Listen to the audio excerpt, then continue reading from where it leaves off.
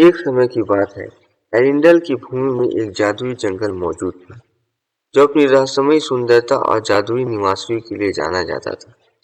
मंत्रमुग्ध जंगल, जैसे कि इसे कहा जाता था, बात करने वाले जानवरों, अदृश्य परियों और प्राचीन पेड़ों का घर था, जो सदियों का ज्ञान रखते थे।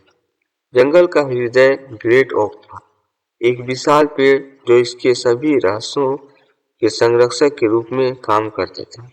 एक मनहूस रात एक चमकता हुआ धूमकेतु आकाश में घूमता हुआ मंत्रमुग्ध जंगल के बीच उतरा।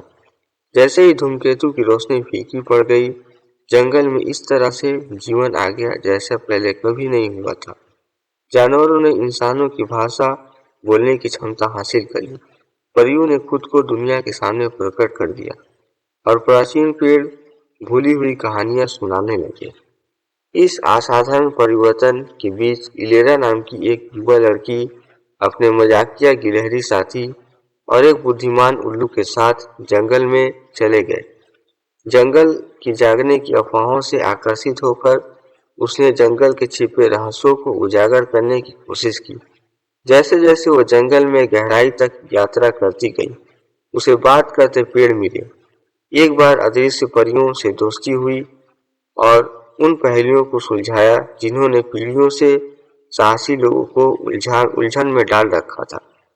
हालांकि जब इलेरा जंगल के बीचों बीच और गहराई में गई, तो उसे पता चला कि मंत्रमुग्ध जंगल का जागना महज एक इत्तेफाक नहीं था। जंगल के जादू से जलने वाले एक शक्तिशाली जादूगर ने जंगल के जादू पर काबू पाने के लिए धूमकेतु के वंश की योजना बनाई।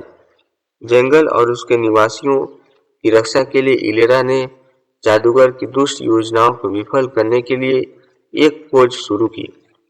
जंगल में नए मिले सहयोगियों की मदद से इलेरा ने एक चरम युद्ध में जादूगर का सामना किया, जिसने मंत्रमुग्ध जंगल की नींव हिला दी।